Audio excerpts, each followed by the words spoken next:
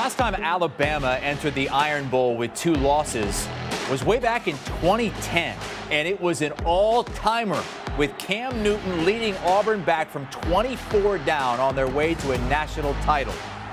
That's also the last time Auburn won in Tuscaloosa, and they've fired 3 head coaches since. Gene Chizik, Gus Malzahn, and now Brian Harsin, who was let go after a 3-5 start this season. Former Tiger great Cadillac Williams was named interim head coach, thought of only as a placeholder. But who knows what could change if he leads the Tigers to a win over the Tide. We are going to play football, Auburn football. And whether that's Dallas Cowboys, University of Alabama, the great Nick Saban, man, these kids not going to blink. We not blinking. Interim, inexperienced coach on one side and the greatest of all time on the other. Nick Saban won his first national title when Cadillac was starring in the Auburn backfield. Saban has won 6 more with Alabama, but after 15 years, there's now some uncertainty about whether the dynasty and the dominance might be coming to an end. Saban is under contract through 2030, but he'll be losing 2 of the top players in college football. Bryce Young and Will Anderson playing their final game at Bryant-Denny Stadium, and perhaps their final college game, period, with opt-outs looming for a likely non-playoff bowl game. This is one of the biggest ones, and it means a lot to a lot of people in our state. It means a lot to us, our players, and our fans, and we're going to do the best job we can to get ready for this game. It might not have SEC or playoff implications, but it's still the Iron Bowl, and it's on CBS.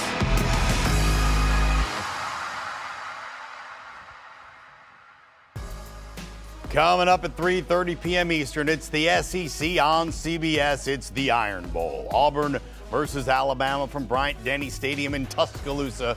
We'll also see if the Horned Frogs can overcome a cyclone on their way to the Big 12 championship game. It's Iowa State and TCU, and out west, it's the Civil War. Oregon and Oregon State, a top 25 matchup in Corvallis.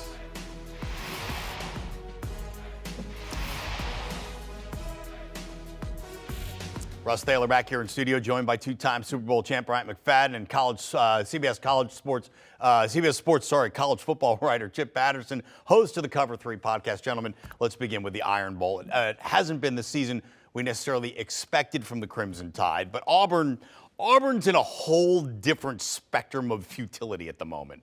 Then again, the Tide are 0-3 against the spread in their last 3 games, while the Tigers are 3-0 against the spread under Cadillac Williams. Chip, which Tide are you rolling with today, the Crimson or the Trend?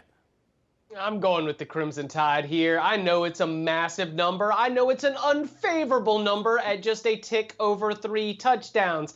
However, I think that Bryce Young, playing in what is likely going to be his final game at Bryant-Denny Stadium, doesn't want to go out like that. And I think that Will Anderson, somebody who is also likely playing in his final game at Bryant-Denny Stadium, does not want to go out like that either. And we can create all these nice fairy tales about Auburn going in and shocking the world here, but I think it is far more likely that the inevitability of Alabama, something that we haven't talked about a lot in the last 2 years, but something that was a trend for a long time during this Nick Saban run, I think that starts to show up. It might not be the flashiest win. It might be one that's led by defense. But I think over the course of 4 quarters, a one-dimensional Auburn offense is not going to be able to score enough points to be able to keep up with Bryce Young, who remains among the most talented quarterbacks in the entire sport. So I think that 22 is begging you to take the Tigers. It's begging you to jump on the fairy tale. I'm going to say that I am telling you that I am midnight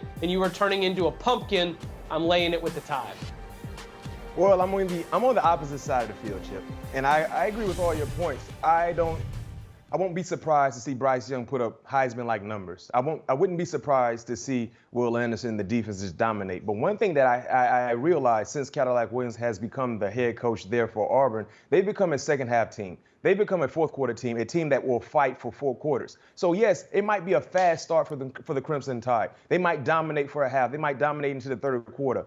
But when you look at Auburn and the energy that they have been playing with and just the fight and just being able to keep going until the whistle blows, I think a backdoor cover is the ideal mark for the Auburn Tigers. And because of that, I'm rolling with the Tigers. War Eagle. I'm rolling with the War Eagle. Robbie Ashford. You don't need to win the ball game. Just play smart, sound football. Rely on guys like Tank Bigsby and Jaquez Hunter. Those two guys can really do big-time damage offensively in running the football, and then make timely plays through the air when you need to. But you talk about 22 points. Yes, 22 points. I think that's more than doable for Auburn in being able to cover this spread. And hopefully there's a few miscues from Alabama like we've seen in weeks past as well. So give me the inspired team that has a lot at stake when you talk about this rivalry. Give me the team that's already coming into this ball game with no hope at all, just finding a way to cover from the back door. And usually those backdoor covers are the best ones. All right, B-Mac, how about a classic trap game for fourth-ranked TCU? They got the Big 12 title game coming up next weekend, an underwhelming Iowa State team at home today. The Horned Frogs are favored by 10. Are you worried at all about TCU in this one? No, I'm not worried at all. TCU has been a covering darling the entire college football season. They've been so consistent. They're playing at home. And one thing I know about the Horned Frogs, when they play at home, bow, they get off to a fast start. Pew! That's how I used to be when I ran the 4x1 in the first leg. I got off to a fast start, and they just keep that thing rolling. Max Duggan is a guy who's going to play on Sunday. They have a lot of pros on their team that will be playing on Sunday, and they know how big this game is. There's no need to play around with this team, Iowa State. Get off to a fast start and finish the drill. I expect to see that from the Horned Frogs. It's going to be electric. Everybody's going to be fired up there at home. Give me the Horned Frogs laying 10 points.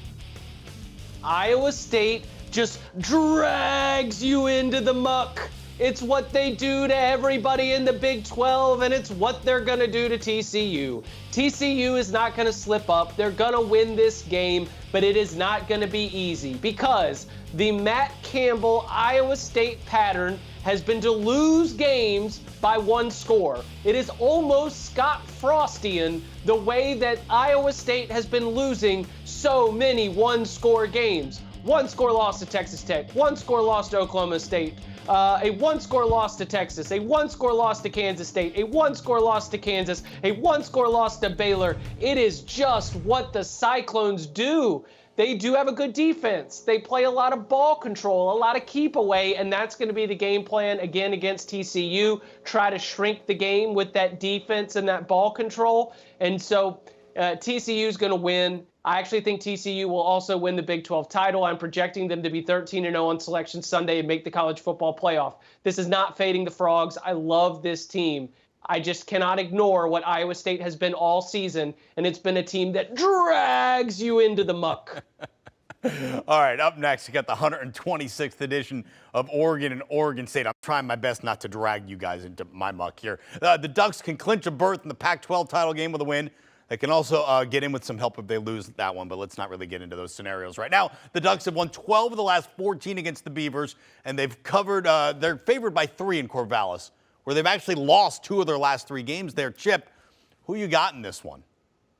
Real tough spot. Admittedly, not the highest confidence play for me here, but I'm taking the Ducks and I'm laying the points, and it's because of the moxie, of the guts, of the grit, of everything that I saw from Bo Nix battling through an ankle injury, battling through illness. This Oregon team, you know, they have not been the best versions of themselves in terms of health and performance, but in that Utah game, they did just enough to win and to keep their Pac-12 title hopes alive. I think that that is a great reflection of sort of where the identity of this team is under first-year coach Dan Lanning. And so judging by the performance against Utah, not how good Oregon or Bo Nix was, but the fact that they were able to overcome all of that adversity, that gives me more confidence that they are going to go into an extremely tricky spot. Corvallis, rivalry game. Jonathan Smith and Oregon State would love to be able to play spoiler to the Ducks,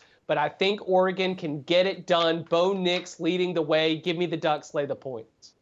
Yo, Chip, I'm right there with you. I agree in terms of Oregon covering this 3-point spread. You talked about Bo Nix and the offensive side. I will highlight the defensive side. A few weeks ago, Michael Penix came and just carved up the defense like a Thanksgiving turkey. But what we saw last week against Utah and Cameron Rising, outstanding play from all 3 levels on the Ducks defense. I think that will jumpstart an outstanding matchup in their favor today against their rival in Oregon State. We know what Bo Nix and their offense will do. Bo just has to be smart with the football. Everything else will work itself out. It's safe to say they are the more talented team in this matchup. But when that talent plays the ball game with discipline and sound fundamentals, no question production will follow. I'm very, very high on their defense, a very, very close, tight ball game I expect to see. But in regards to covering this 3 points, I'm all in favor of the Ducks doing so.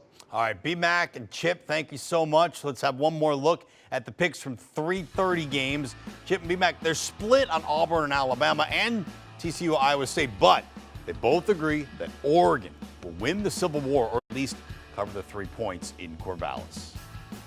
Do you want a sports network that delivers everything that matters about the game? The highlights, the picks, the instant analysis, no yelling, no fake debates, no politics. Hit the subscribe button and never miss a moment.